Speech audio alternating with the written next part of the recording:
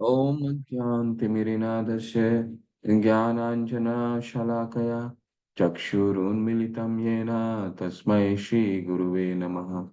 श्रीचैतन्यमनोभीष्टं स्थापितं येन भूतले स्वयं रूप कदा मह्यं ददाति स्वपदान्तिकं। वन्देऽहं श्रीगुरु श्रीयुतपदकमलं श्रीगुरुं वैष्णवांश्च श्रीरूपं सागरजातां सहगना रघुनाथान्वितं सजीवं साद्वैतं सावधूतं परिजनसहिता कृष्णचैतन्यदेवं श्रीराधाकृष्णपादान् सहगना ललिता श्रीविशाखान्वितांश्च नमो विष्णुपादाय कृष्णपृष्ठाय भूतले श्रीमते भक्तिवेदान्तस्वामिनिते नामिने नमस्ते सरस्वते देवे गौरवाणी प्रचारिणे निर्विशेष शून्यवादे पाश्चात्य देश तारिणे वाञ्छाकल्पतरुभ्यश्च कृपा सिन्धुभैव च पतितानां पावनेभ्यो वैष्णवे भयो नमो नमः। नमो महावदानाय कृष्ण प्रेम पदायते कृष्णाय कृष्ण चैतन्य नामने गौरीतशे नमः। पंचतात्मकं कृष्ण भक्तरूप स्वरूपकं भक्तवतारं भक्ताख्यं नमामि भक्त शक्तिकं। जय हो श्री कृष्ण चैतन्य प्रभु नित्यानंद श्री अद्वैत गदाधर शिवासादि गौर भक्त वृंद कृष्णाय वासुदेवाय देवकी नंदनाय च नंद गोपकुमाराय गोविंदाय नमो नमः। मुखं करोति वाचालं पंगु लांघ्यते गिरिं यत्कृपातं हम वन्दे श्री परमानंद माधवम्। श्री गुरुवे गौरचंद्राय राधिका तदालये कृष्णाय कृष्ण भक्ताय तद्भक्ताय नमो नमः। जय हो श्री कृष्ण चैतन्य प्रभु नित्यानंदा श्री अद्वैत गदाधर शिवासादि गौर भक्त वृंद। हरे कृष्णा कृष्ण कृष्ण हरे हरे हरे राम राम राम हरे हरे। हरे कृष्णा कृष्ण कृष्ण हरे हरे हरे राम राम राम हरे हरे। हरे कृष्णा कृष्ण कृष्ण हरे हरे हरे राम राम राम हरे हरे। हरे कृष्णा, आप सभी का हार्दिक स्वागत है। हम पांचवें मंत्र, हम अपने मंत्र को रिसाइट कर लेते हैं। हम जो श्लोका है,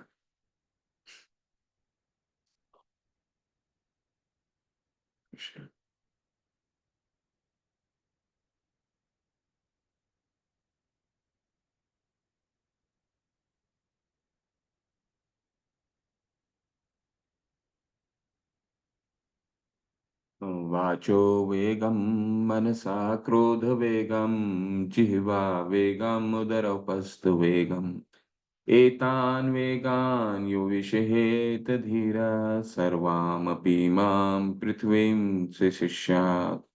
वाचो वेगं मनसा क्रोध वेगं जिह्वा वेगं उदरोपस्थ वेगम् एतान् वेगान् यो विषहेत धीर सर्वाम् अपि मां पृथ्वीं सशिष्यात्।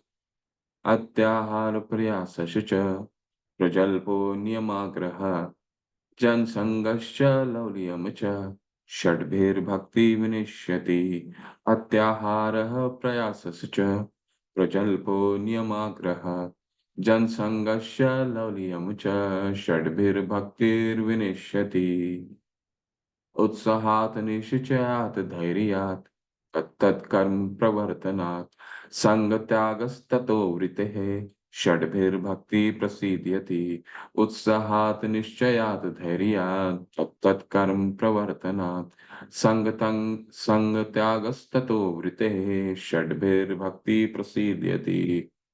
ददाति प्रतिगृह्णाति गुह्यम् आख्याति प्रयच्छति भुङ्क्ते भोजयते चैव षड्विधं प्रीतिलक्षणम्। ददाति प्रतिगृह्णाति गुह्यम् आख्याति प्रयच्छति भुङ्क्ते भोजयते चैव षड्विधि प्रीतिलक्षणम्। हरे कृष्णा।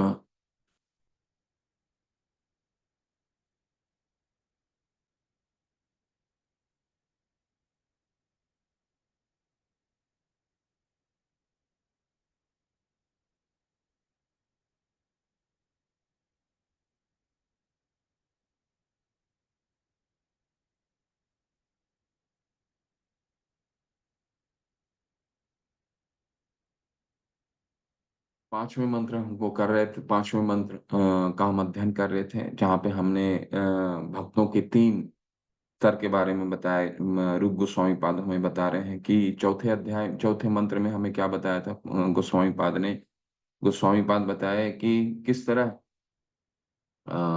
हमें भक्तों के साथ आदान प्रदान करना है, व्यवहार हमारा कैसा होना चाहिए भक्तों के साथ, देना लेना, उनसे गुह्य बातें करना, उनसे आध्यात्मिक प्रगति के विषय में उनसे जिज्ञासा करना।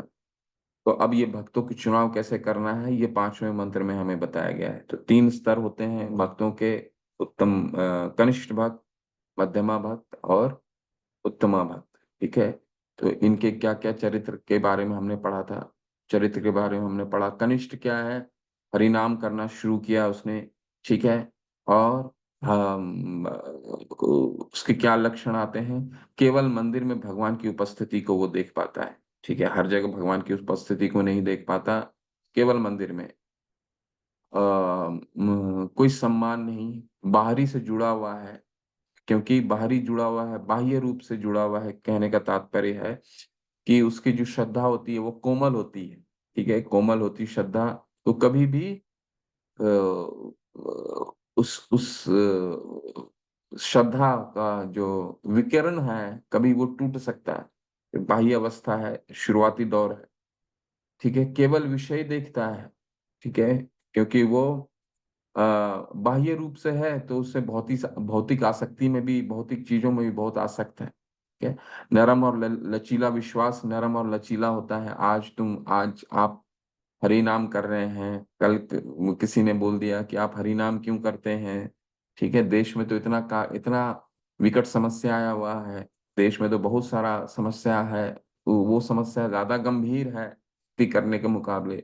तो भक्ति सिद्धांत सरस्वती ठाकुर के पास सर्वप्रथम सबसे पहली बार 1922 में जब श्री प्रभुपाद गए मिलने के लिए, उनके मित्र लेकर के गए, तो भक्ति सिद्धांत सरस्वती ठाकुर को उन्होंने सर्वप्रथम सबसे पहले प्रभुपाद, श्रील प्रभुपाद को बोला क्या कि तुम अंग्रेजी भाषा, उनको देखते ही उन्होंने, क्योंकि गुरुजन क्या है, गुरुजन तो वो नित्य नित्य वो क्या है, नित्य मुक्त होते हैं। तो उनको उनको सब मालूम होता है कि सामने वाला व्यक्ति कैसा है, देख के ही उनमें इतनी शक्ति होती, आध्यात्मिक शक्ति इतनी होती है, तो वो बता सकते हैं कि कौन आदमी क्या कर सकता है। तो श्रील प्रभुपाद को प्रथम पहली बार मिलते ही उन्होंने बोला था कि तुम जो अंग्रेजी जो बोलते हैं, अंग्रेजी भाषा को भाषा पूरे विश्व में इसका प्रचार क्यों नहीं करते, खासकर उनके बीच जो अंग्रेजी भाषा बोलते हैं। तो श्रील प्रभुपाद उनको पूछते हैं कि मैं प्रचार कैसे कर सकता हूँ, अभी हमारे देश में और भी बहुत समस्याएं हैं, और उस समय समस्या आज की समस्या से बहुत विकराल थी। ठीक है, क्या विकराल थी, उसमें अंग्रेजों का शासन था। तो और श्रील प्रभुपाद गांधी जी के विचारधाराओं से बहुत प्रभावित रहते थे उन्होंने, और कलकत्ता में अ, सुभाष चंद्र बोस जो कि उनके कॉलेज के सीनियर थे, उनके आंदोलन में भी उन्होंने भाग लेना शुरू कर दिया था। तो शिल प्रभुपाद, भक्ति सिद्धांत सरस्वती ठाकुर ने काफी वाद विवाद हुआ दोनों के बीच। प्रथम पहला जब मिले तो बहुत वाद विवाद हुआ, तो सबसे पहला उन्होंने बोला कि मैं कैसे कर सकता हूँ, क्योंकि हमारे देश में तो इससे ज्यादा विकट समस्या है, भक्ति कौन सुनेगा, भक्ति कौन ये सुनेगा कि हरि का नाम का जप करो। लोगों के मन में स्थायित्व नहीं है तो हरि नाम का जप करने के लिए, क्योंकि लोग तो ये समझते हैं कि ये तो सारा कार्य काम खत्म होने के बाद ये सब चीजें करने का है ना। तो भक्ति सिद्धांत सरस्वती ठाकुर ने कहा कि राजनीति, राजा, नेता, ये जीवन भर आते रहेंगे, जाते रहेंगे। ठीक है, ऐसा कभी नहीं होगा कि नेता नहीं रहेगा और राज्य नहीं रहेगा। परंतु हमें क्या देखना है, आज के लोग तकलीफ में क्यों है, दुखी क्यों है, दुखी इसलिए हैं क्योंकि हम अपने मूल अवस्था से विक्षुब्ध हैं। क्या है? मूल अवस्था से विक्षुब्ध का क्या मतलब हो गया, सूर्य की जो किरण है, सूर्य की किरण, सूर्य की भाग होता है, अंश होता है। ठीक है, बादल एक बार को आ गया, प्रभुपाद समझाते हैं, बादल बीच में आ जाता तो हो सकता है सूर्य की किरण थोड़ा हमारे धरती पे किरण कम पड़ जाए, लेकिन जैसे ही वो बादल छटता है सूर्य की किरण वापस आ जाता है। ठीक वैसे ही हम हम भगवान के अंश हैं। ममैव अंशो जीव लोके, हम अंश हैं भगवान के। तो ये बादल रूपी माया जो है हमसे और भगवान के बीच में आकर के पर्दा कर देता है। और जैसे ये माया छट जाता है, और जब तक ये पर्दा रहता है तब तक हमारा, हम क्या हम समझते हैं कि हमारा जीवन यही है, हम इसी में कभी भी सुखी अनुभव नहीं करते। जैसे ही ये बादल छटता है तो हम अपने स्वामित्व से स्वामी हम अपने स्वामी हम जहाँ हमारा अंश है, जो जैसे सूर्य की किरण सूर्य का अंश है, वैसे ही हम भगवान के अंश हैं। तो जैसे ही भगवान का हमारा उनको दर्शन कर पाते हैं तो हम सुखी हो पाते हैं। भक्ति सिद्धांत सरस्वती ठाकुर महाराज ने यही समझा है कि वो राजनेता नेता ये तो आते रहेंगे, जहाँ ये हमारी तत्कालीन आवश्यकता नहीं है। आवश्यकता क्या है? कृष्ण भावनामृत का प्रचार करना, जिसके कारण लोग दुखी हुए हैं, पूरे संसार में दुखी हुए हैं। ठीक है, और ये बात जो है प्रभुपाद जी को इन्वेस्ट करता है। ठीक है, तो नरम और लचीला विश्वास। चौथा अंतिम क्या है? शास्त्र पे निष्कर्ष से परिचित नहीं, शास्त्रों में उनकी अभी दृढ़ता नहीं हुई, और दीक्षा तुरंत तुरंत दीक्षा हुई। मध्यम अधिकारी के क्या लक्षण बताए गए हैं? दूसरी दीक्षा यानी कि ब्राह्मण दीक्षा हो गई है। भेद और सम्मान मिलनसार, उनको भक्त दयालु निर्दोष परहेज ईर्ष्या भगवान वो भेद करना जान गए हैं। मध्यमा अधिकारी भेद करना जान गए हैं कि भक्त कौन है, अभक्त क्या है। ठीक है, और उनके साथ जैसा जैसा जैसे भक्त होते हैं या भक्त होते हैं उनके साथ उसी तरह का वो संग करते हैं, भक्तों का संग नहीं करते हैं। उपदेशक होते हैं, प्रचार करते हैं भगवान के, क्योंकि शास्त्रों में दृढ़ता आ चुकी है, शास्त्रों में विश्वास हो चुका है, कृष्ण में दृढ़ विश्वास हो गया है। भगवान को केवल मंदिरों में नहीं, हर जगह देख पाते हैं। यो माम पश्यति सर्वत्र, सर्व चय मई पश्यति, हर जगह देख पाते हैं। यो माम पश्यति सर्वत्र सर्वत्र सर्व चय मई पश्यति, तस्य अहम न प्रणश्यामि स च मे न प्रणश्यति। भगवान कहते हैं ना छठे अध्याय में, भगवान का भक्त मुझे हर जगह देखता है, हर चीजों में मुझे देखता है। ठीक है, तो वो मध्यमा अधिकारी उस स्तर तक आने लग जाता है, शास्त्रों में दृढ़ विश्वास हो जाता है। ठीक है, और सबसे श्रेष्ठ कौन है? उत्तम भक्त। वो क्या है? भगवान की अनन्य चिंतयन्तु माम ये जना पर्युपासते। ठीक है, भगवान कहते हैं ना, ये अनन्य चिंतयन्तु माम ये जना पर्युपासते। तो ये अनन्य भक्ति करते हैं, अविचलित भक्ति सेवा और सभी को आलोचना करने की प्रवृत्ति से मुक्त होते हैं, परिपूर्ण है, केवल आत्मा को देखते हैं, शरीर और आत्मा को भेद समझ गए हैं। ये भगवान पे अधिक विश्वास है, कृष्ण पे अधिक अधिक विश्वास है, कोई डगमगा नहीं सकता। ठीक है, आत्माराम होते हैं। ठीक है, आत्माराम मुनियो, यानी भगवान वो संतुष्ट है, भगवान जो उनको मिल रहा है जिस भी अवस्था में है वो उसमें खुश रहते हैं। तो दूसरों को जप करने के लिए प्रेरित करते हैं। ठीक है, उनको देख के ही जप करने का मन करता है। उत्तम उत्तम अधिकारी में इतनी आध्यात्मिक शक्ति होती है। ठीक है, आप ये देख सकते हैं, मतलब आप महसूस कर सकते हैं इन चीजों को। हम अपने गुरु, जो गुरु वर्ग हमें समझाते हैं हरि नाम का, उनके एक बात में आपको हरि नाम का जप करने का, माला उठाने का मन करेगा। परंतु कनिष्ठ भक्त, मुझ जैसा कनिष्ठ भक्त कितना भी बोल दे, नहीं होता प्रभाव। क्यों? क्योंकि उस तरह का अभी आध्यात्मिक शक्ति नहीं आई है। सभी को ऊपर उठता है, सभी को ऊपर उठता है। क्या क्या मतलब है? कि सभी को एक समान देखता है। विद्या विनय संपन्ने ब्राह्मणी गवि हस्तनी, एक चंडाल, एक ब्राह्मण, एक कुत्ता, एक हाथी, सभी को भगवान के अंश में देखता है। गुरु वर्ग होते हैं। तो क्या हमने महसूस किया पवित्र नाम और भगवान भगवान भगवान अलग नहीं है? कृष्ण के पवित्र नामों का जप इतना उदात्त है कि यदि कोई हरे कृष्ण महामंत्र का जप अपराध बोध से करता है, अपराध बोध कौन से हैं? वो 10 नाम अपराध जिसका हम निरंतर उच्चारण करते थे, और हमको इसको स्मरण होना चाहिए। परिणाम करने से पहले हम अपने मन में जोर जोर से ये 10 नाम अपराध पढ़ लें। तो वह निश्चित रूप से धीरे-धीरे इसे समझ के स्तर तक बढ़ सकता है कि प्रभु और पवित्र नाम के बीच कोई अंतर नहीं है। नाम जो है नामा नामा समा वस्तु नाहि भव संसारे। नाम के जैसा इस संसार में दूसरा कोई वस्तु है ही नहीं। नाम सम वस्तु नाहि भव संसारे। नाम से परम धन कृष्णेरे भंडारे। कृष्ण के भी भंडार में उनके भी आ, भंडार में इससे बड़ा कोई उपहार नहीं है हमारे लिए। नाम नाम और कृष्ण में कोई फर्क नहीं है। ये कौन समझ पाता है?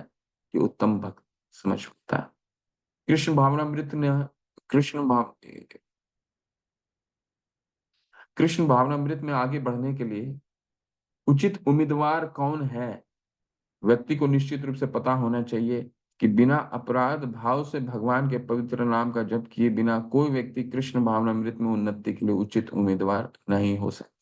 ठीक है। तो 10 नाम अपराध जो हम लेते हैं, हम तो थोड़ा सा नाम अपराध के बारे में भी अभी पढ़ेंगे। ठीक है। जो हम 10 नाम अपराध लेते हैं, जितना इन अपराधों से हम अ, विमुख होते जाते हैं, जिन अपराधों को कम होते जाता है, तो हमारे में नाम में रुचि विकसित होने लग जाती है। कनिष्ठ चरण से उत्तम चरण तक बढ़े कैसे? बढ़ने का क्या उपाय है? ठीक है। ये संक्षेप में आज अभी हम पढ़ ले रहे हैं, फिर थोड़ा सा जो हमारा बचा है उसको हम संपन्न करेंगे, फिर अगले अध्याय में जाएंगे, अगले मंत्र में जाएंगे। हर कोई अपने भक्ति जीवन की शुरुआत नवजात अवस्था से करता है, लेकिन यदि कोई हरि नाम की निश्चित संख्या में जप को ठीक से समाप्त कर लेता है, तो वह कदम दर कदम सर्वोच्च होता जाता है। कोशिश कीजिए, जिस दिन कक्षा नहीं है, 7 बजे से पहले अपनी माला को संपन्न कर लीजिए, क्योंकि ये सबसे सबसे अच्छा समय होता है जब हमारे पास हर चीजों का डिस्टरबेंस नहीं होता है, किसी भी चीज का डिस्टरबेंस नहीं होता। तो ये जितना हमारा हरि नाम में जितना जप में मन लगेगा, हमारा सारा जो बुद्धि है, ददामी बुद्धि योगम तम, भगवान के नाम में जब रुचि विकसित विकसित होगा, तभी ये बुद्धि का विकास होगा, तभी हम इन शास्त्रों में हमारा मन भी लगेगा।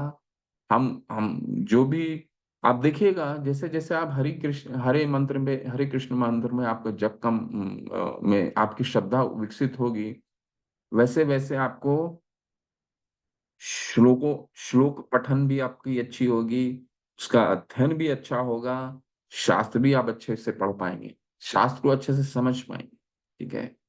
ये आप खुद स्वयं स्वयं महसूस करेंगे इस चीज को। हमने देखा है कि हमारे कुछ समकालीन जो महान प्रचारक माने जाते थे, वे धीरे धीरे जीवन की भौतिक अवधारणा में गिर गए हैं, क्योंकि वे भगवान के पवित्र नाम का जप करने में विफल रहे हैं। ये अगर हम भगवान के पवित्र नाम का जप श्रद्धा पूर्वक और बिल्कुल अपराध युक्त, जब तक हमारा अपराधों से आसक्ति रहेगी, वो पतन का जड़ है। जब तक हमारा इसमें मन नहीं लगेगा, पतन का जड़। ठीक है। दीक्षा आध्यात्मिक जीवन की शुरुआत है, तो ये इसको हम लोग अब थोड़ा सा जो बचा हुआ है हमारा उसको होते हैं, तो ये संक्षेप में ये पूरा अध्याय इसी पे चल रहा है। ठीक है।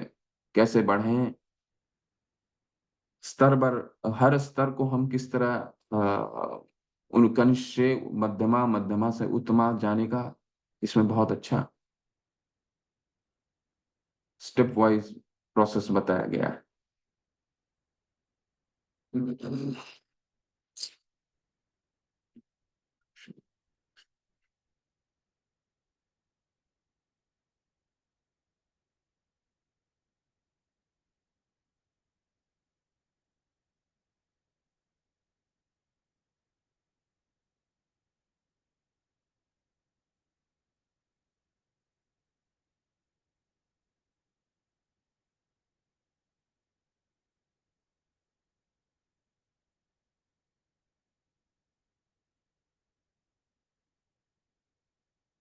कृष्णा, लोग हैंड रेस कर सकते हैं, कुछ पढ़ेंगे भी।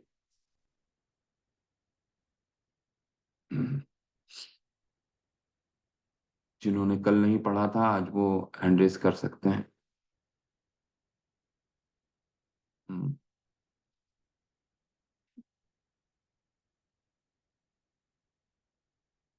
विश्वजीत चौहान प्रभु, हरी हरी, हरे कृष्ण प्रभु, प्लीज अनम्यूट कीजिए। हरे कृष्णा। हरे कृष्णा प्रभु जी। हरे दंडोत कृष्ण प्रणाम। प्रभु, धन्यवाद प्रभु। जी पढ़िए प्लीज।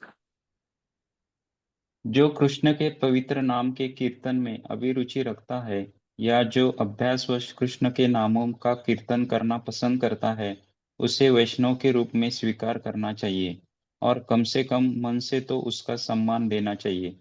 चैतन्य चरितामृत मध्य 15.111।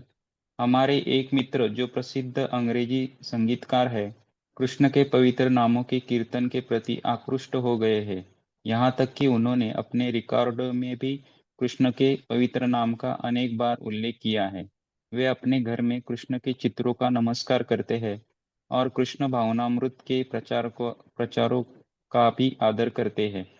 सभी तरह से उनके मन में कृष्ण के नाम तथा कृष्ण की लीलाओं के प्रति उच्च आदर भाव है।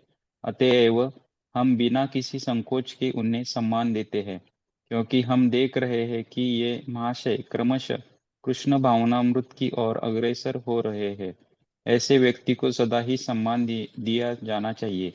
निष्कर्ष यही निकलता है कि जो व्यक्ति पवित्र नाम का नियमित कीर्तन करते हुए कृष्ण भावनामृत में प्रगति करने का प्रयास कर रहा हो, उसका सम्मान करना वैष्णवों का धर्म है। दूसरी ओर हमने देखा है कि हमारे समकालिक जिनसे महान उपदेशक होने की आशा की जाती है, वे क्रमशः देहात्म बुद्धि की ओर गिर चुके हैं, क्योंकि वे भगवान के पवित्र नाम का कीर्तन करने में असफल रहे हैं। हरे कृष्ण, हरे कृष्ण, धन्यवाद प्रभु। हरे कृष्णा प्रभु। दंडोत प्रणाम। तो इस आंदोलन में आप सबको ज्ञात होगा कि बीटल प्रभुपाद जी ने जॉर्ज हैरिसन, कई उनके गीत को सुनिए। जॉर्ज हैरिसन जो बीटल के मुख्य गायक थे, वो इस पूरे आंदोलन से शुरू शुरू के आंदोलन में प्रभुपाद से जुड़े जुड़े थे। और लंदन में इन्होंने बहुत बड़ा योगदान भी दिया था। ठीक है ना, उनकी उनकी चर्चा कर रहे हैं प्रभुपाद। ये पवित्र नाम उन्होंने बहुत अच्छे अच्छे अपने बीटल, आप लोग बहुत प्रसिद्ध एक पॉप बैंड हुआ करता था आपको 60 70 80 के दशकों में, बहुत ही।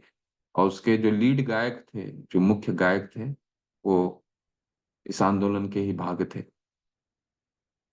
ठीक है, तो और प्रभुपाद यहाँ क्या कह रहे हैं कि एक व्यक्ति, दो देखिए, दो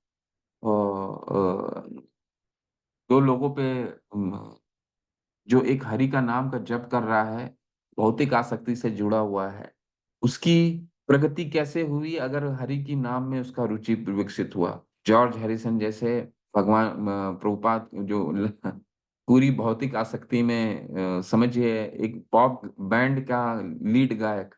ठीक है, और दूसरी तरफ जो इनके गुरु भाई हैं, ठीक है, जो दूसरे परंपरा से जुड़े हुए थे प्रभुपाद के, ऐसे कई लोगों को उन्होंने देखा जो नाम में रुचि नहीं होने की वजह से धीरे धीरे धीरे धीरे उनका पतन हुआ। और एक आज पतन का हम दूसरा जब छठा मंत्र पढ़ेंगे तो पतन का बहुत बड़ा दूसरा कारण का चर्चा करेंगे। तो हरि नाम का जप में ना रुचि होना बहुत बड़ा पतन का कारण बनता है ना। चलिए इसको आगे पढ़िए, सब बहुत अच्छे अच्छे हैं। आप लोग तात्पर्य को अच्छे से पढ़िए प्रभुपाद जी के, हम सारे तो नहीं पढ़ पाएंगे, परंतु आप लोग इसको बहुत अच्छे से बहुत अच्छा इसमें विशद वर्णन वर्णन किया प्रभुपाद जी ने अपने तात्पर्य में। डॉक्टर राखी माता, हरे हरे, हरे कृष्ण माता, अनम्यूट करके पढ़िए प्रभु माता।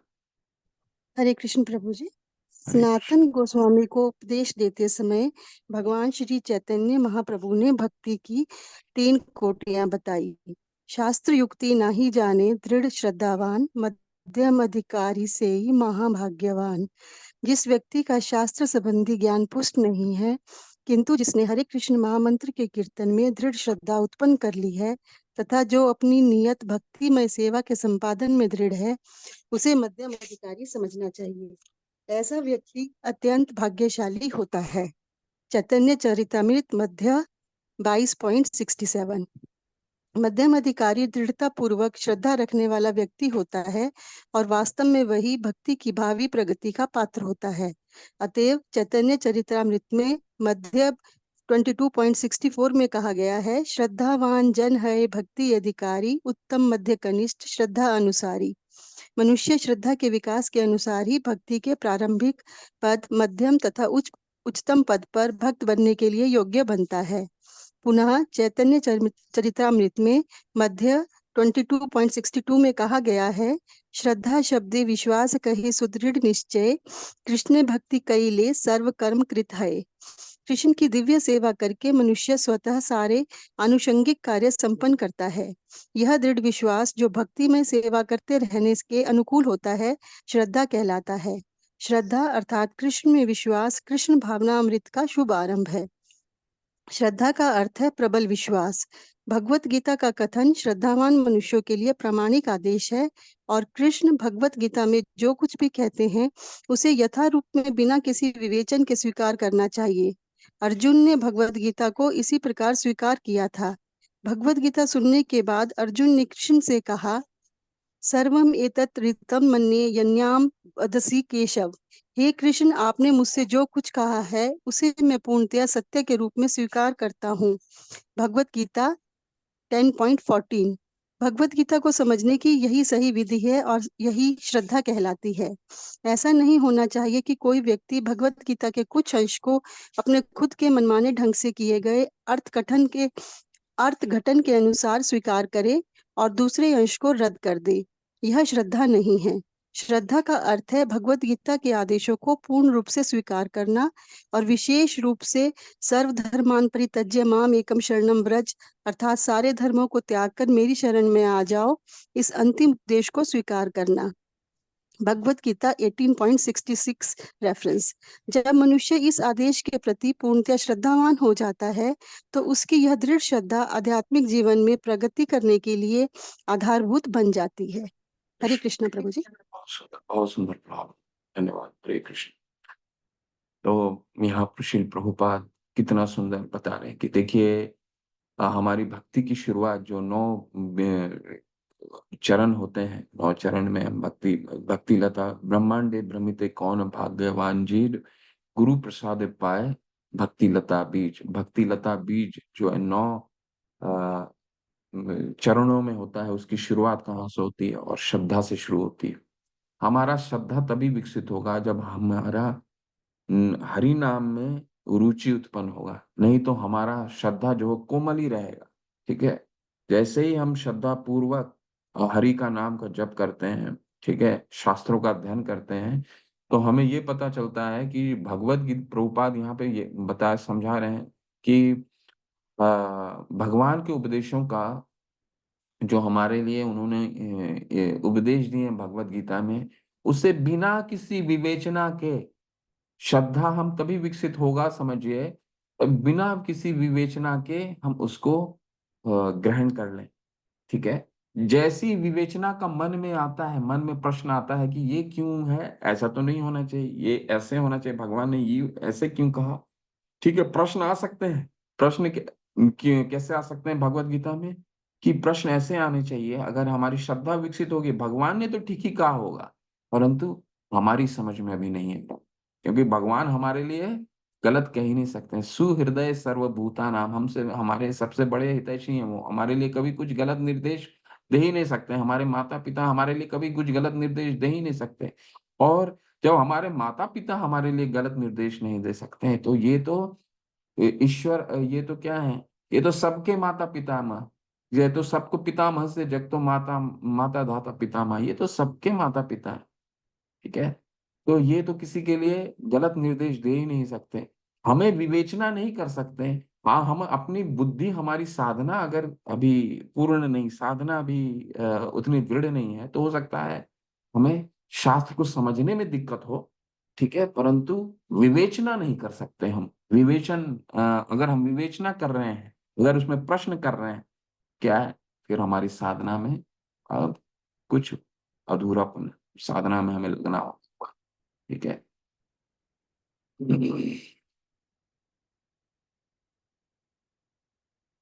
देखिए, ये बहुत सुंदर है, इसको पढ़िए, बहुत सुंदर है। इसको कंक्लूजन पढ़िए। ओम प्रकाश मैनेरिया। हरि हरि। हे प्रभु। हरे कृष्णा प्रभु जी, धन्यवाद, प्रणाम। हरे धन्यवाद कृष्ण। प्लीज। शिल प्रपात की जय। तात्पर्य से द्वारा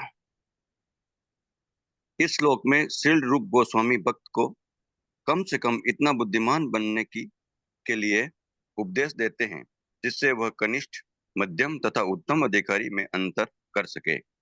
भक्त को अपनी स्थिति भी जाननी चाहिए और किसी उच्च पद पर स्थित भक्त का अनुकरण करने का प्रयास नहीं करना चाहिए। इस संबंध में श्री भक्ति वेदांत ठाकुर ने कुछ व्यवहारिक संकेत दिए हैं। उत्तम अधिकारी वैष्णव को उसके इस सामर्थ्य के आधार पर पहचाना जा सकता है कि वह अनेक पतित आत्माओं को वैष्णव मन में बदल देता है। जब तक कोई उत्तम अधिकारी पद प्राप्त न कर ले, तब तक उसे गुरु नहीं बनना चाहिए। एक नव दीक्षित वैष्णव या मध्यवस्था पद को प्राप्त वैष्णव भी शिष्य बना सकता है, लेकिन ऐसे शिष्यों को उसी स्तर का होना चाहिए और यह जान लेना चाहिए कि उसके अपर्याप्त मार्गदर्शन में ऐसे शिष्य जीवन के चरम लक्ष्य की ओर ठीक से प्रगति नहीं कर सकते। अतएव शिष्य को सतर्क रहना चाहिए कि गुरु के रूप में उत्तम अधिकारी को स्वीकार करें। हरे कृष्ण। धन्यवाद हरे प्रभु। कृष्ण। हरे कृष्ण। हरे कृष्ण। तो प्रभुपाद समझा रहे हैं कि इस श्लोक के अध्ययन से हमें इतना तो समझ में आ जाना चाहिए कि कनिष्ठ अधिकारी कौन है, मध्यमा अधिकारी कौन है और उत्तम अधिकारी कौन है, और किन प्रक्रियाओं से हम अपनी भक्ति के चरण को ऊपर कर सकते हैं। कनिष्ठ, मध्यम, मध्यम से उत्तम भक्ति कैसे कैसे उसका जाने का क्या सीढ़ी क्या होनी चाहिए। ठीक है। और यहाँ पे भक्ति विनोद ठाकुर जो प्रभुपाद के गुरु के पिता, ठीक है, भक्ति सिद्धांत सरस्वती ठाकुर के पिता थे, और हमारे संप्रदाय को वापस, क्योंकि ये संप्रदाय षड गोस्वामी के नित्य लीला प्रविष्ट होने के पश्चात इस पूरे संप्रदाय में, गौड़िया संप्रदाय में बहुत सारा विभ्रम आ गया था। तो भक्ति विनोद ठाकुर एक ऐसे हमारे आचार्य, इनको सातवां आचार्य भी कहा जाता है। ठीक है। ये ऐसे आचार्य थे जो दोबारा इस हमारे गौड़ीय संप्रदाय को इन्होंने संगठित किया। ठीक है। तो और ये कोई सामान्य नहीं थे, ये कोई सन्यासी नहीं थे, ये गृहस्थ थे। और गृहस्थ में भी कैसे, ये डिस्ट्रिक्ट मजिस्ट्रेट थे और अंग्रेजी शासन के एक बहुत ही शक्तिशाली अधिकारी भी थे। ठीक है। और इन्होंने आचार्य का भी कार्य किया था। और देखिए दोनों को किस तरह वो लेकर के चले थे। तो भक्ति विनोद ठाकुर क्या कह रहे हैं कि वो हमें उत्तम अधिकारी के सामर्थ्य को पहचानना चाहिए और हमें अपने सामर्थ्य को भी पहचानना चाहिए। ठीक है। हमें अपने सामर्थ्य को पहचानना चाहिए का क्या मतलब है। मान लीजिए हमने अब हरि ने का नाम अच्छे से हम करने लगे, सब कुछ करने लगे, तो हमारे हमारे में क्या प्रवृत्ति आ जाती है कि हम दूसरों को भी बताएं, बिल्कुल बताएं, दूसरों को भी हरि का नाम जाप करने के लिए बताएं, अपने परिवारगण को बताएं, अपने मित्र को बताएं, सगे संबंधी को बताएं, जिसको बता सकते हैं बताएं। परंतु कोई अगर हमारी बात नहीं माने कि मैं नहीं करूंगा तुम्हारे बात करने, तो हम विक्षुब्ध नहीं होना चाहिए कि अरे ये तो मान ही नहीं, हम तो उसकी अच्छाई के लिए बोल रहे हैं लेकिन ये मान नहीं रहा है। क्यों नहीं मान रहा है? कहीं ना कहीं हमारी साधना में कमी होती है। क्यों? क्योंकि यही बात अगर उत्तम अधिकारी करेंगे तो उनकी लोग बात मान लेंगे, क्योंकि उनकी साधना, आध्यात्मिक शक्ति इतनी बलवान होती है कि वो, शिल प्रभुपाद को देख लीजिए, वो हरिनाम किन के बीच उन्होंने हरि का नाम, ये जो माला है, किनको उन्होंने पकड़ाया? ऐसे लोगों को पकड़ाया जो कृष्ण का नाम भी जीवन में नहीं सुने थे। ठीक है। तो ये होती है आध्यात्मिक, ये उत्तम अधिकारी की शक्ति। तो हमारी शक्ति वो नहीं है अभी कि हम किसी को बोलें और वो तुरंत हरि का नाम जपना शुरू कर दे। परंतु हमें प्रयास करना चाहिए, और कोई हरि का नाम नहीं जप रहा है हमारे बोलने से कोई बात नहीं, ठीक है। आप अपनी साधना में दृढ़ता लाना, हमें अपनी साधना में दृढ़ता लाना। जैसे जैसे हमारी साधना अच्छी होती जाएगी, हमारी शक्ति अच्छी होती जाएगी, वो शक्ति हमारे शब्दों में, हमारे आंखों में, हमारे पूरे शरीर में वो शक्ति दिखाई पड़ेगी लोगों को, ठीक है। ये बहुत महत्वपूर्ण। हरे कृष्णा। तो इसके साथ पांचवा मंत्र आपका संपन्न होता है, हम छठे मंत्र पे चलते हैं।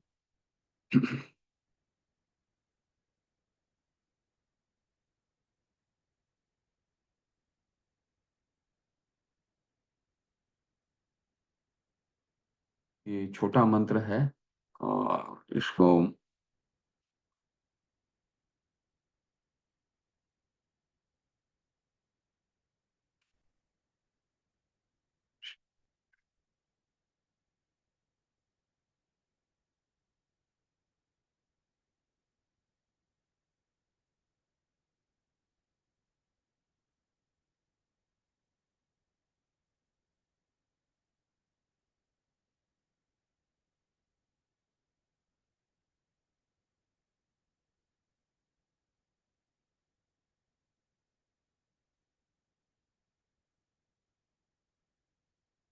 छठा मंत्र मेरे साथ उच्चारण कीजिए। बहुत इंपॉर्टेंट है, बहुत महत्वपूर्ण है हमारे व्यवहारिक ज्ञान में।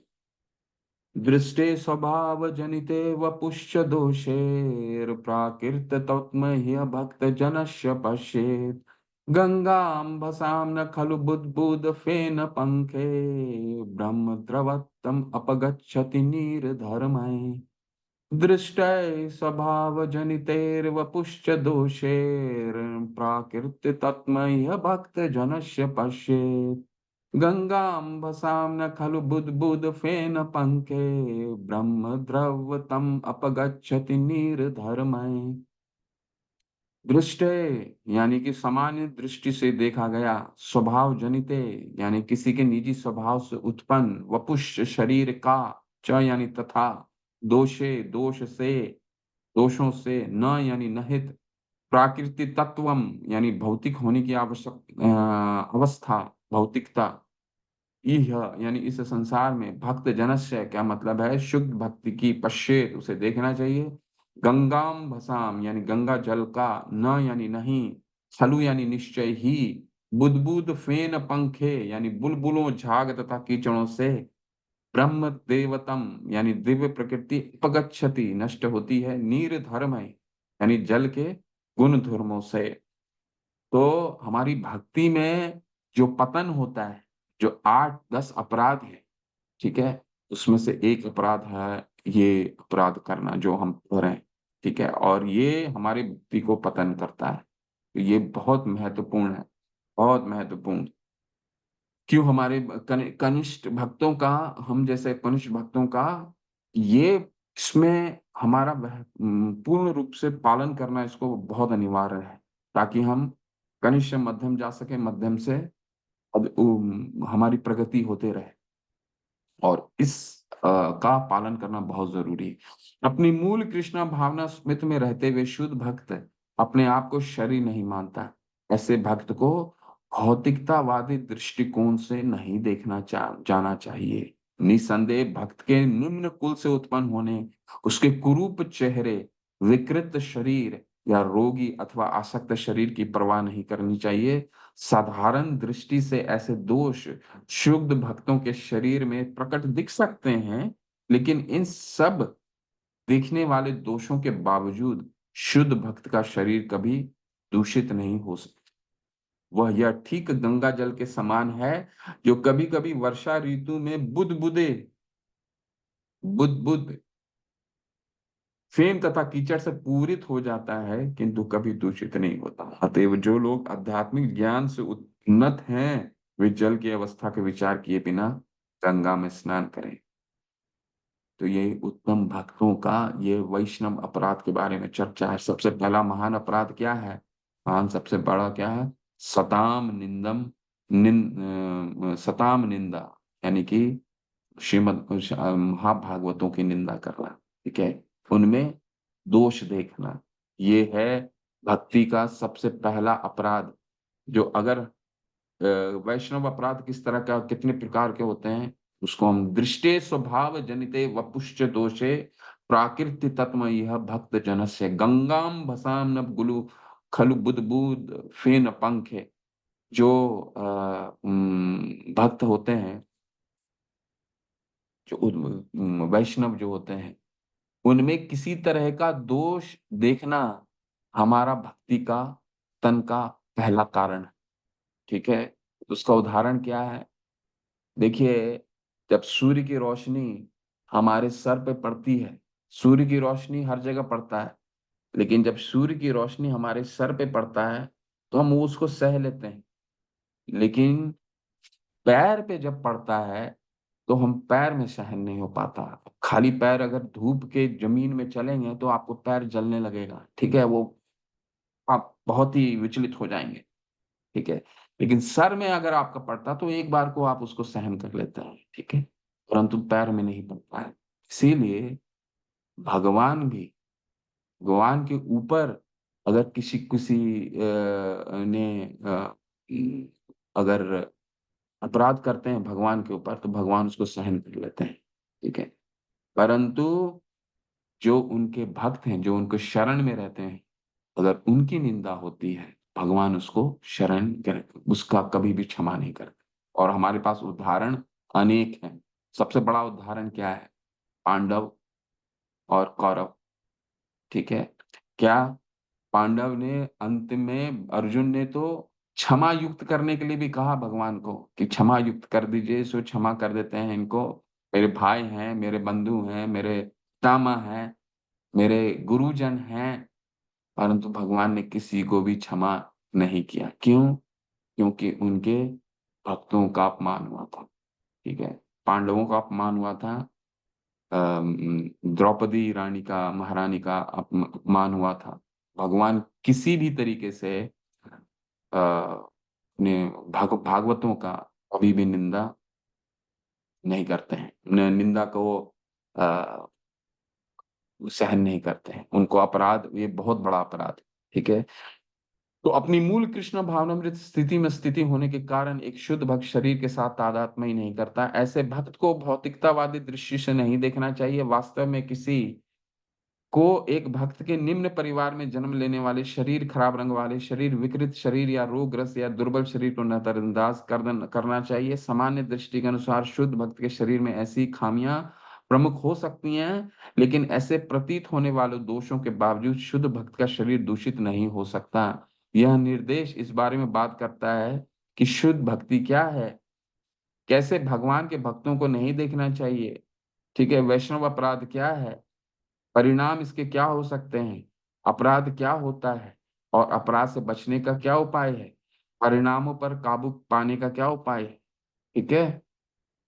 तो भगवान के भक्तों को कैसे नहीं देखना चाहिए? शुद्ध भक्तों के शारीरिक दोषों को किसी को निंदा नहीं करनी चाहिए। यदि ऐसा कोई खामियां हैं जो उन्हें नजरअंदाज किया जाना चाहिए, ध्यान में रखा जाना चाहिए। आध्यात्मिक गुरु को मुख्य व्यवसाय है जो भक्ति सेवा, सर्वोच्च भगवान की शुद्ध सेवा है। इसको हम देख लेते हैं, फिर छोटा थोड़ा सा हम पढ़ेंगे। किसी भी भगवान के भक्तों में किसी भी तरीके का दोष नहीं देखना चाहिए। वैसे मैं आपसे आज बहुत महत्वपूर्ण चर्चा करूंगा, 12 ऐसे दोष जिससे बिल्कुल हमें निषेध करना चाहिए, रामानुजाचार्य ने बताया है। लेकिन आज अभी ये पढ़ लेते हैं, फिर उस पर चर्चा करेंगे। यहाँ पे शारीरिक दोष का ज्यादा वर्णन आ रहा है, ठीक है। किसी भी शारीरिक दोष का वर्णन आता है, किसी भी शारीरिक दोष पे हमें ध्यान नहीं देना चाहिए, ठीक है।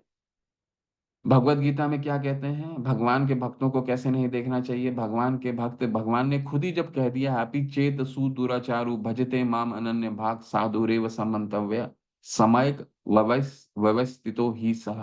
भगवान ने कहा है ना, भगवत गीता के 9 के 30 और 31 श्लोक में क्या कहा है कि मेरे भक्तों का कभी भी नाश नहीं हो सकता, उन्हें साधु ही समझो, ठीक है। चाहे वो अब देखिए चित्र में देख रहा, जगाई मधाई है, जंगाई मधाई को जब इन्होंने हरि का नाम, ये तो बहुत बड़े दुष्ट थे, ठीक है, तो सारे पाप कर्म करते थे, लेकिन जब भगवान का हरि का नाम इन्होंने शुरू लिया करना तो इनको क्षमा प्राप्त हुआ। तो भगवान के भक्तों को भगवान कह रहे हैं, मैं, जब भगवान खुद ही क्षमा दे रहे हैं तो हम उनको दोष, उनमें कैसे दोष देख सकते हैं? क्या पारिवारिक, भले ही एक शुद्ध भक्त ब्राह्मण या गोस्वामी परिवार में पैदा ना हो, अगर वह भगवान की सेवा में लगा हुआ हो तो उसकी अपेक्षा नहीं की जानी चाहिए। ठीक है, ये तो हमारे यहाँ अभी लाइट चली गई है। तो पहले वो 12 तरीके का दोष जो हमें नहीं देखना चाहिए, वो हम उसका अध्ययन करते हैं। एक बार लाइट आने दीजिए तो मैं आपको बताता हूँ। यहाँ पे क्या है, भले ही शुद्ध भक्त ब्राह्मण गोस्वामी परिवार में पैदा न हो, अगर वो भगवान की सेवा में लगा हो तो उसकी अपेक्षा नहीं की जानी चाहिए। तो प्रभुपाद जी को तो इसकी बहुत अवहेलना झेलनी पड़ी थी, जब वो, जैसे कल मैं बताया था, जब 32 लोगों को लेकर के वृंदावन मंदिर का निर्माण के लिए गए थे, क्योंकि भारत में मंदिर का निर्माण जब अमेरिका में 5 साल हो गया था, 66 65 से लेकर के 70, तो 70 के बाद फिर वो वृंदावन आया, और भारत में मंदिरों का निर्माण का, खासकर 3 जगह के मंदिर में वो बहुत ही विशेष, उनका विशेष उद्देश्य था, मुंबई, मायापुर और वृंदावन। ठीक है, तो इसके लिए उन्होंने, आप अपने माइक को म्यूट रखिए प्लीज। तो ये 3 मंदिर में उनका बहुत ही विशेष ध्यान था, तो इसके लिए बाहर से मंदिर भक्त को लेकर के आए थे, तो उनके भक्तों को वृंदावन में, क्योंकि वो क्या समझते थे, वहां के लोग समझते थे कि ये तो मलेच्छ है ना, तो उनको एक्सेप्ट ही नहीं करते थे। वास्तव में भौतिक विचारों, जाति या अनुवंशिकता के आधार पर गोस्वामी का परिवार नहीं हो सकता। ठीक है, गोस्वामी उपाधि वास्तव में शुद्ध भक्तों का एकाधिकार है। गोस्वामी की उपाधि वंशानुगत नहीं है। ठीक है, तो वैष्णव अपराध क्या है? हाथी मथा पागल हाथी अपराध, यानी इसका क्या मतलब है?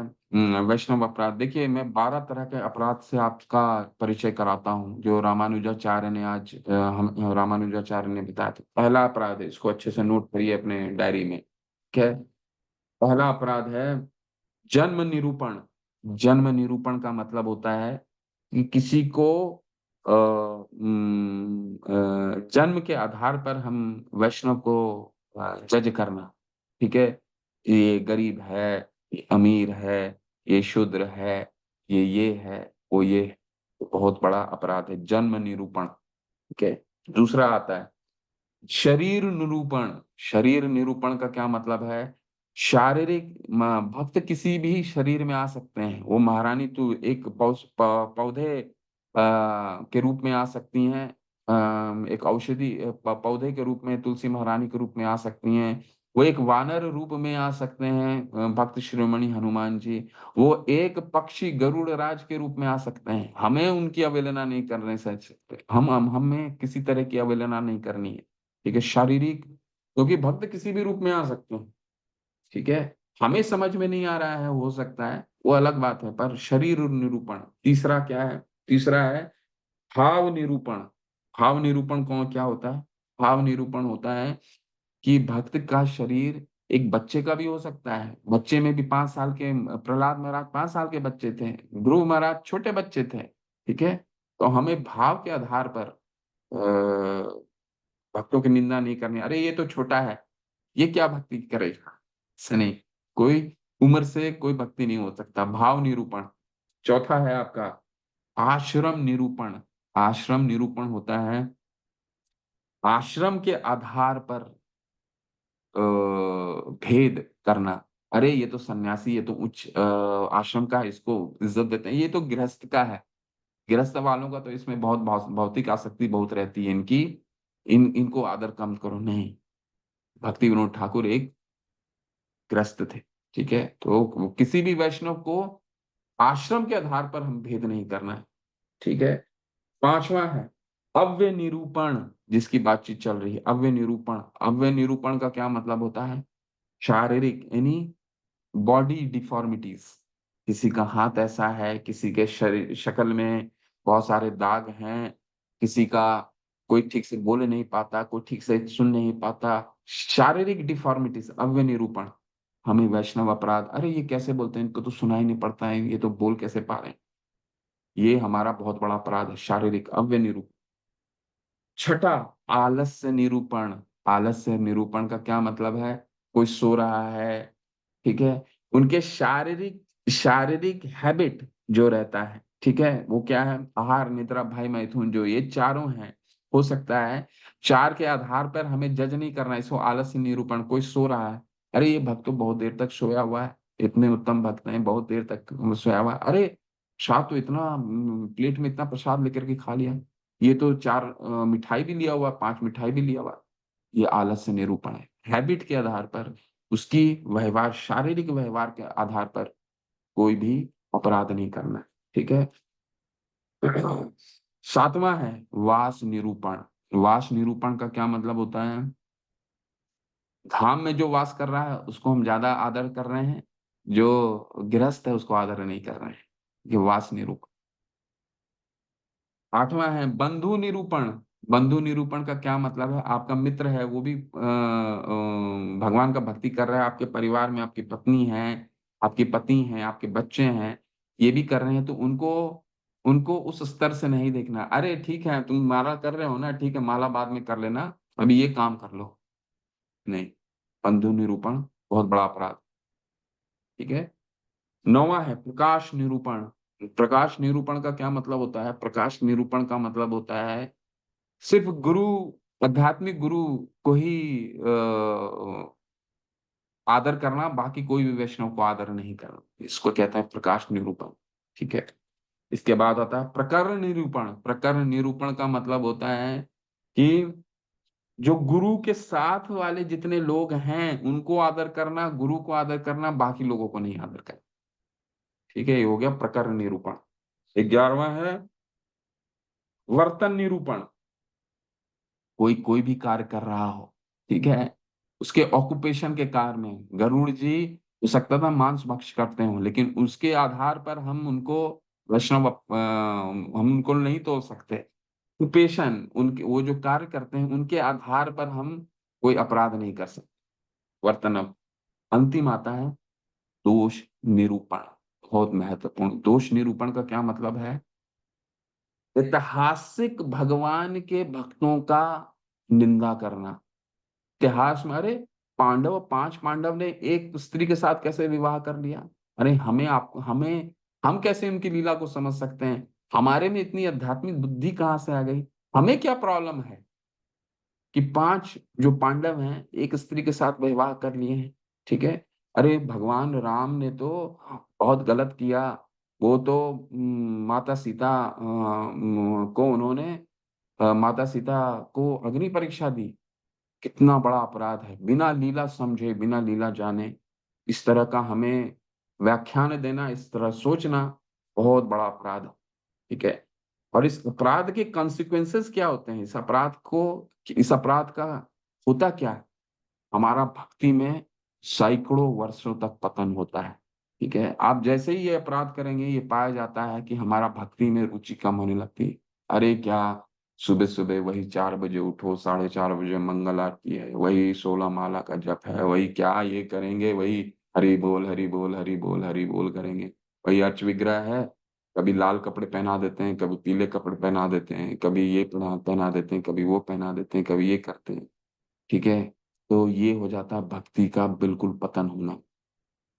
ये हमें महसूस, जैसे ही ये वैष्णव अपराध हम करेंगे, इस तरह का भक्ति देवी हमारे सामने से चली जाती है, ठीक है। और वो फिर से कितना जन्म लग जाएगा आने में वापस, हमें नहीं मालूम, ठीक है। तो इसकी कॉन्सिक्वेंसेस बहुत ही क्योंकि मैं जैसे चर्चा हो रहा था कि भगवान अपने ऊपर किए गए दोषों को, अपराध को क्षमा कर देते हैं, परंतु अपने भक्तों के ऊपर किए गए अपराधों का भी क्षमा नहीं करते। भक्ति का पतन जो है बहुत ही बहुत शीघ्र होता है। तो किसी तरह का अपराध नहीं करना, वैष्णव अपराध, खासकर ये 12 अपराध, उसका ही चर्चा हो रहा है आज। वैष्णव अपराध का चर्चा हो रहा है, महाभागवतम निंदा, महाभागवतों की निंदा करना, और उसमें भी ये 12 अपराध, शरीर शरीर शारीरिक विकार, मतलब ये जो 12 मैंने आपको समझाया, बिल्कुल उससे निषेध करना। ठीक है, यहाँ क्या हाथी मथा पागल हाथी अपराध, यानी कि हमने ये बहुत ही, चैतन्य महाप्रभु ने इसको बहुत अच्छे से समझाया है कि हम हरि का नाम का जप किए और वैष्णव अपराध कर दिए। ये ठीक उसी तरह हो गया कि एक हाथी जो है, जो पागल हाथी जो है, वो क्या करता है, पूरे पूरे आपका बागान जो गार्डन होता है उसको पूरा खराब कर देता है। ठीक उसी तरह एक वैष्णव अपराध हमारे पूरे भौतिक, हमारे पूरी भक्ति जीवन को सर्वनाश कर देता है।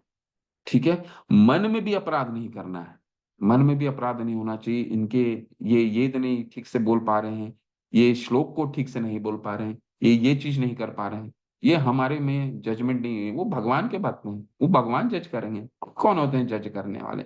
हमें अपनी साधना में, बस हमें अपनी साधना में ध्यान रखना है और कुछ नहीं। ठीक है, ये बहुत ही महत्वपूर्ण अध्याय, कुछ हम इसका पढ़ते हैं।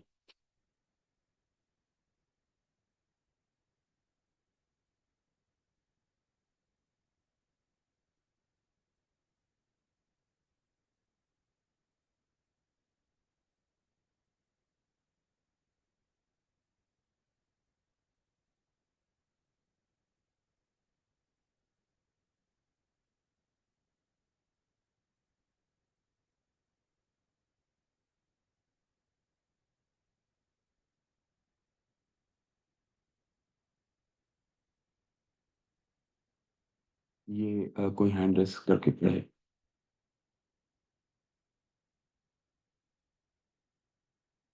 विमला माता, हरे कृष्णा, अनम्यूट करके पढ़िए माता प्लीज। हरे कृष्ण, सादर प्रणाम। हरे कृष्ण, इस धन्यवाद। सूत्र के अनुसार जो गोस्वामी श्री नित्यानंद प्रभु तथा श्री अद्वैत प्रभु के वंशज है, वे निश्चित रूप से भक्त है, लेकिन जो भक्त अन्य परिवारों से संबंधित है, उनमें भेदभाव नहीं बरतना चाहिए। निसंदेह भक्त चाहे पूर्व आचार्यों के परिवार के हो या किसी सामान्य परिवार के हो, उन्हें एक समान माना जाना चाहिए। किसी को यह सोचकर कि ओ यह अमरीकी गोस्वामी है, हम उसके साथ भेदभाव नहीं बरतना चाहिए। नहीं, यह सोचना चाहिए कि यह नित्यानंद वंशज गोस्वामी है। कृष्ण भावनामृत आंदोलन के अमेरिकी वैष्णवों को गोस्वामी उपाधि दिए जाने पर भीतर ही भीतर विरोध की धारा चल रही है। कभी कभी लोग अमेरिकी भक्तों से सीधा कर बैठते हैं कि उनका संन्यास या उनकी गोस्वामी उपाधि प्रामाणिक नहीं है, किंतु श्री रूप गोस्वामी के इस श्लोक के अनुसार अमेरिकी गोस्वामी तथा आचार्य कुल के गोस्वामी अभिन्न है। हरे हरे कृष्ण। कृष्ण, धन्यवाद।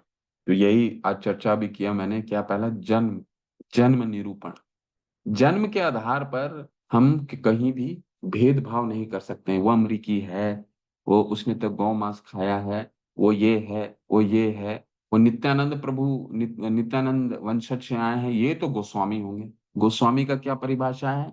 जिसने अपने इंद्रियों पे विजय प्राप्त कर ली है, इंद्रियों पे संयमित कर लिया है, वो है गोस्वामी। गो मतलब इंद्रियां, स्वामी मतलब जो इंद्रियों का स्वामी है। ठीक है, तो जिन्होंने इंद्रियों को, गोस्वामी की पद प्रभुपाद समझा रहे हैं कि उस समय के समय देखिए, षड गोस्वामी के टाइम समय पे उनके बाद क्यों इस परंपरा में क्यों विक्षुब्धता आई, क्यों ये टूटने लगा? क्योंकि इस तरह का जन्म के आधार पर वैष्णव अपराध होने लग गए कि अरे वो तो नित्यानंद प्रभु के वंशज हैं, तो वही गोस्वामी होने चाहिए, बाकी कोई गोस्वामी नहीं। गोस्वामी तो शास्त्र में अलग परिभाषा ही है, गोस्वामी मतलब इंद्रियों का स्वामी। ठीक है, तो ये है जन्म निरूपण, जन्म के आधार पर हम भेदभाव नहीं कर सकते हैं।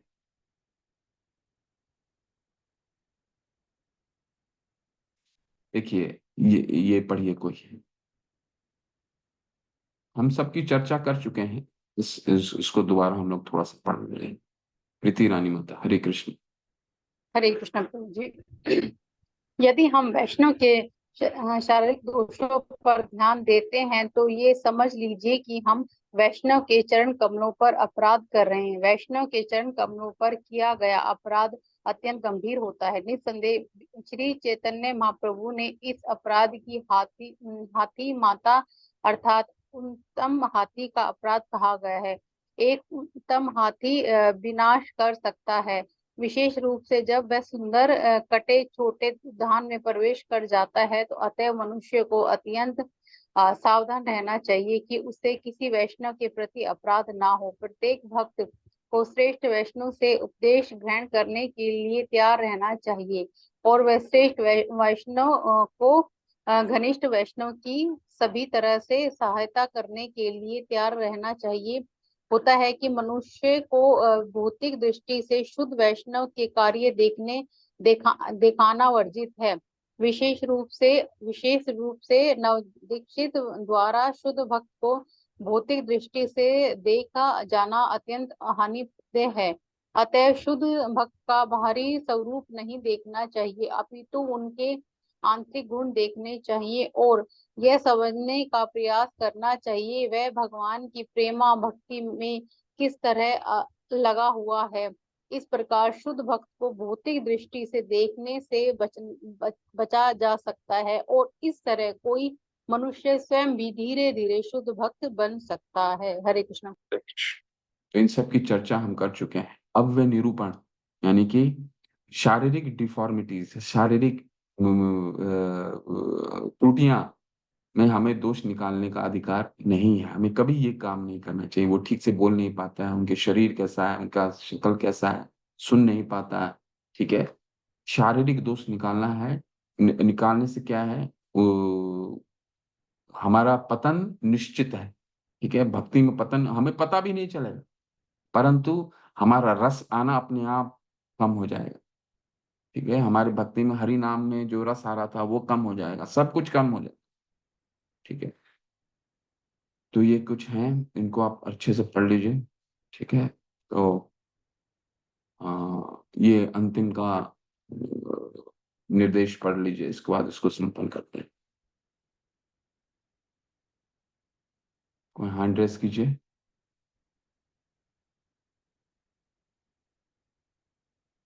शंभू प्रभु आप पढ़िए प्लीज।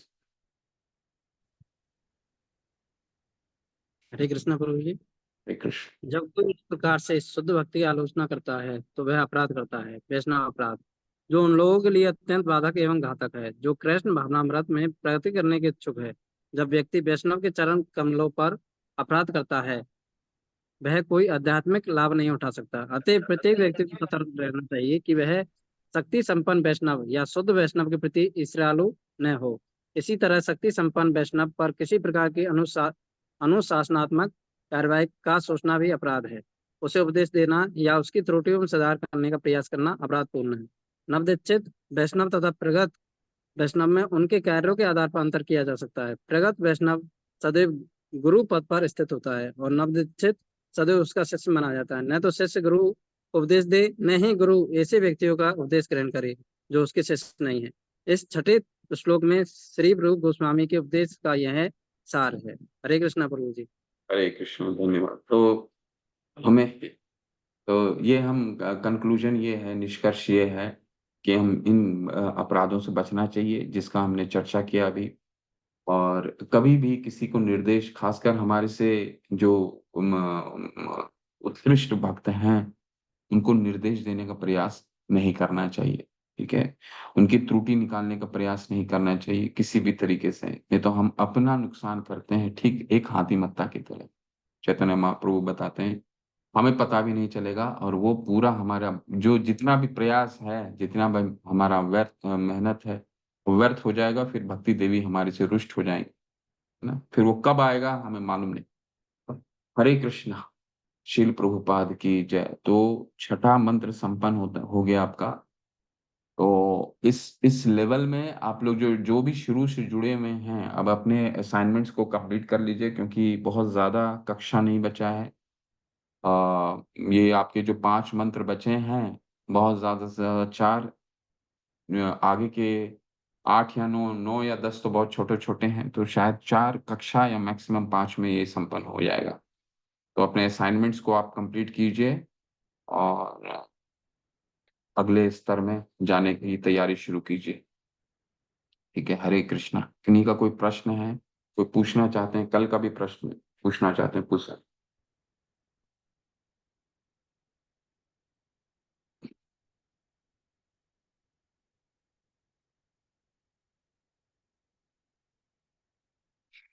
मैं आपके प्रश्नों को लेता हूँ, 2 मिनट दीजिए।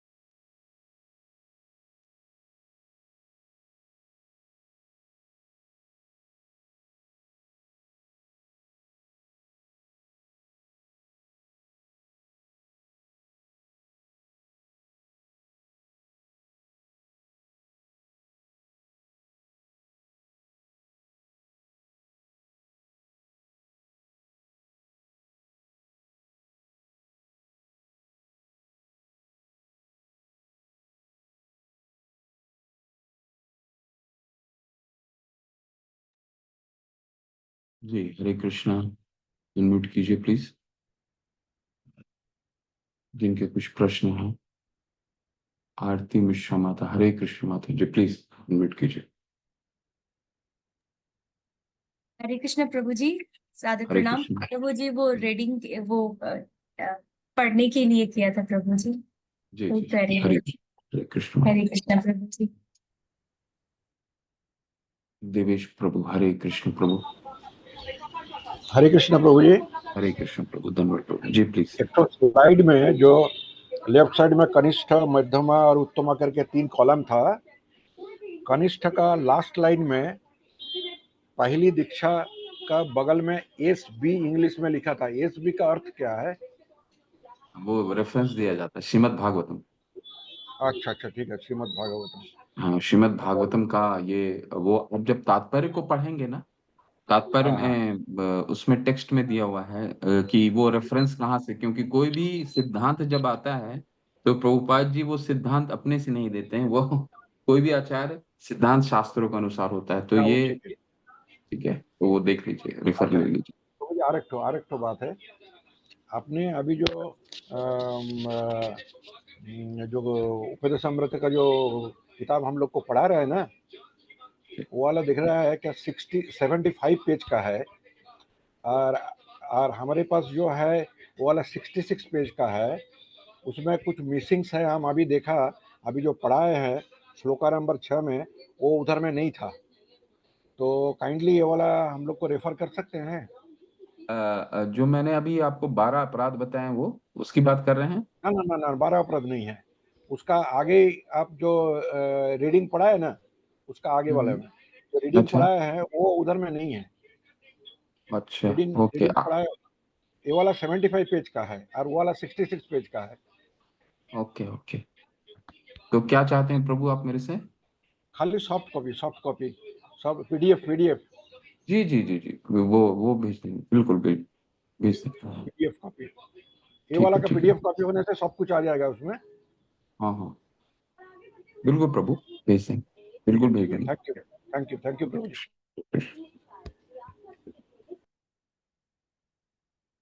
विमला माता, हरी हरी, हरे कृष्ण माता। हरे कृष्ण प्रभु जी। हरे हाँ, कृष्ण। मुझे थोड़ा आज के रिलेटेड ये क्वेश्चन था कि आप जो बोलते हो कि पतन हो जाता है अगर हम अपराध करते हैं, तो पतन मतलब भगवान की भक्ति कोई और संप्रदाय से या अपने हिसाब से करे वो टाइप का पतन भी हो सकता है, या फिर हमारा संप्रदाय में जैसे 16 माला और वो सब छोड़ दे तो वो पतन होगा? मुझे थोड़ा इसके ऊपर प्रकाश डालिए। भक्ति में पतन का मतलब सिर्फ एक ही होता है माता। भक्ति में पतन का मतलब हमारा मन ही लगना बंद हो जाता है। ठीक है, बात ये जैसे मैंने आपको सिंपल सामान्य रूप में समझाने का प्रयास किया। भक्ति का पतन का मतलब होता है कि जो आपका प्रयास है, सुबह उठते हैं, अब हरि नाम में मन लगना बंद हो गया। ठीक है, ये कीर्तन कर रहे हैं, ये इतने जोर जोर से क्यों गा रहे हैं, ये इतने सुबह सुबह क्यों नाच रहे हैं, ये बार बार मुझे सुबह उठने को क्यों बोलते हैं। जब हमारा मन जो है वहां से अलग होने लग गया, भक्ति से हमारा विक्षुब्ध होने लग गया, तो समझ लीजिए हमारा भक्ति में पतन शुरू हो गया। कि हमारा मन नहीं लग रहा है, कीर्तन में मन नहीं लग रहा है, श्लोका पठन में मन नहीं लग रहा है, शास्त्रों में अध्ययन करने में मन नहीं लग रहा है, तो समझिए हमारी भक्ति में पतन, श्रद्धा हमारी कम होने लग गई है। ठीक है, इसको पतन कहते हैं माता। बाकी तो उसमें इसे अगर कोई संप्रदाय भक्त से जोड़ी जी।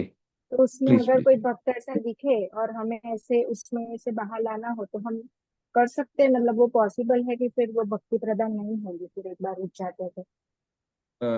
आप क्या कहना चाह रहे हैं, पूछ रहे हैं कि क्या कोई ऐसा मतलब कर रहा है? कोई, हाँ, मतलब कोई भक्त हमें ऐसा दिखाई दे कि उनका पतन हो रहा है तो उसमें से हम कैसे उनको बाहर ला सकते हैं? जी माता, एक तो आपको सबसे बड़ा प्रयास करना, हम अभी कनिष्ठ स्तर पे रहते हैं माता। कनिष्ठ के हाथ में जैसे हमने आज अध्ययन किया, उनको हम सभी कनिष्ठ के अभी हम प्रयास कर रहे हैं भक्ति करने की, हम अभी भक्ति में दृढ़ नहीं हुए, तो उनको कोशिश कीजिए कि मंदिर में ले जा करके एक उच्च भक्त के समीप लेकर के जाइए, जो हमसे गुरु वर्ग हैं। ठीक है, जो हमसे श्रेष्ठ हैं आध्यात्मिक दृष्टिकोण से, उनसे उनका भेंट करवाइए। तब उनका वो जो उनको निर्देश देंगे उनके साथ आपका बस यही काम होना चाहिए, उनको अपने से सर्वोच्च वैष्णव से मिलवाइए। ठीक है, और उनका मार्गदर्शन देंगे। हमारे मार्गदर्शन से मुश्किल है, क्योंकि हम हमारा खुद की, हम जैसे लोगों की अभी साधना, हम मुझ जैसे व्यक्ति की साधना अभी खुद ही दृढ़ नहीं है, तो हम दूसरे की साधना को ऊपर करना हमारे लिए मुश्किल है। तो उनको मेंटर से मिलवाइए, नहीं तो अपने से सर्वोच्च मंदिर के में लेकर के जाइए, उनको अच्छे भक्तों से भेंट करवाइए, मिलवाइए। यही है, मार्गदर्शन ओके करवाइए, यही प्रभु जी। करना चाहिए। ओके प्रभु ठीक है, जी, थैंक यू, हरे कृष्ण। हरे कृष्ण हरे कृष्ण।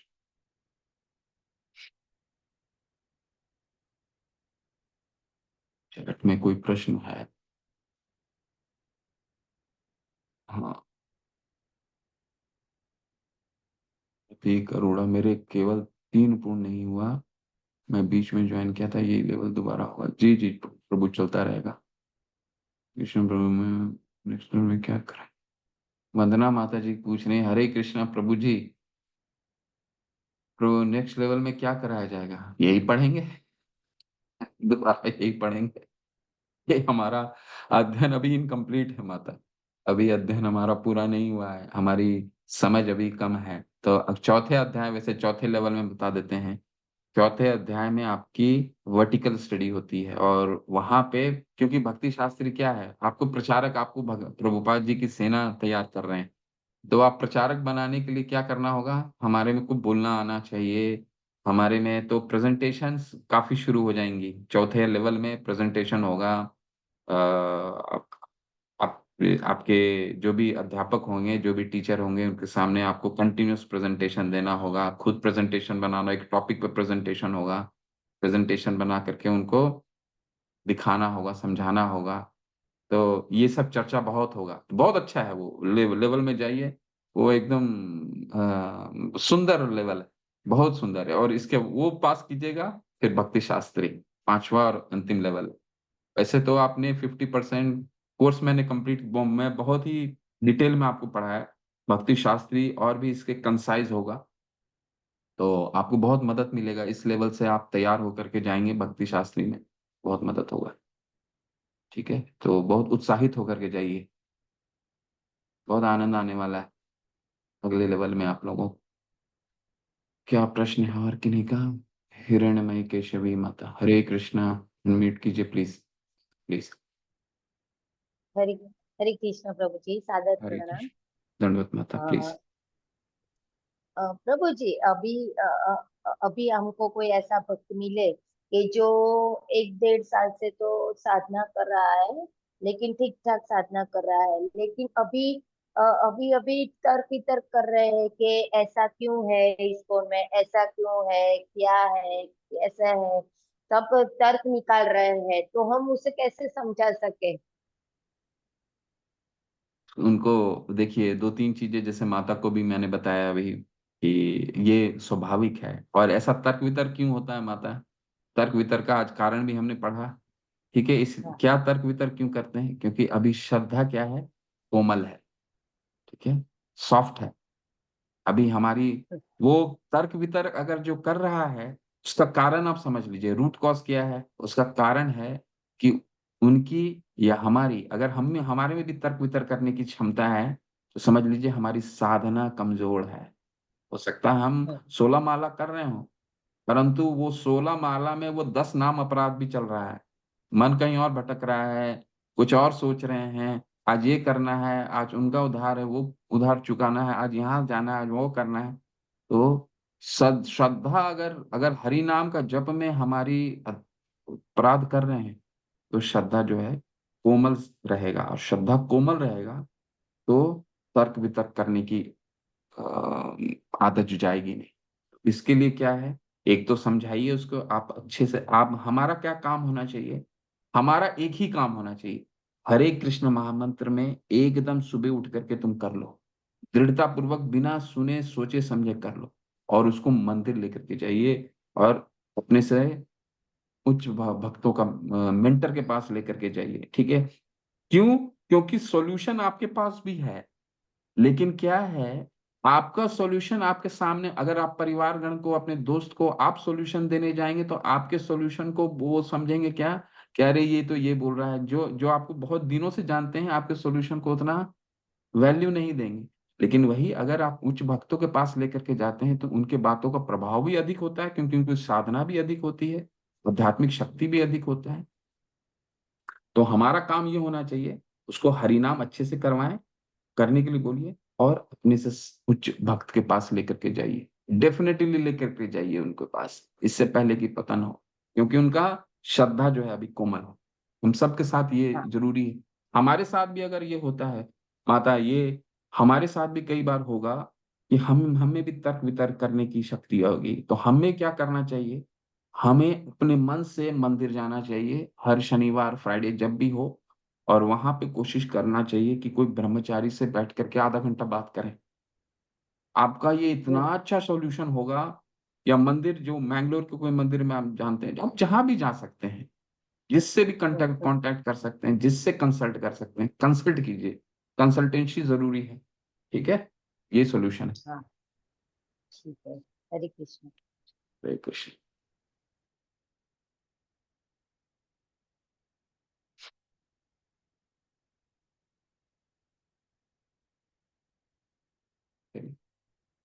हरे कृष्णा। चलते हैं। वांछा कल्पतरुभ्यश्च, ये जो मंत्र हम लोग पढ़ते हैं, वांछा कल्पतरुभ्यश्च, आज हमारे ये अपराध को ये करता है कि ये जो वैष्णव होते हैं, इनके छत्र छाया में हमें कुछ भी मिल सकता है। ये इतने प्रभावशाली और इतने शक्तिशाली होते हैं, सामान्य लोग नहीं होते हैं।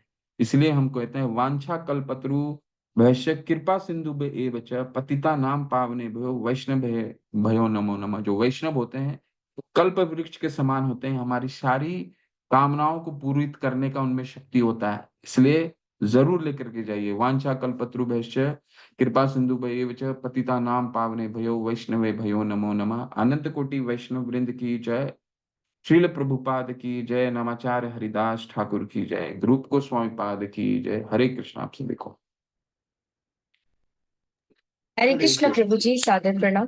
हरे कृष्णा प्रभु जी, सादर प्रणाम। हरे कृष्ण।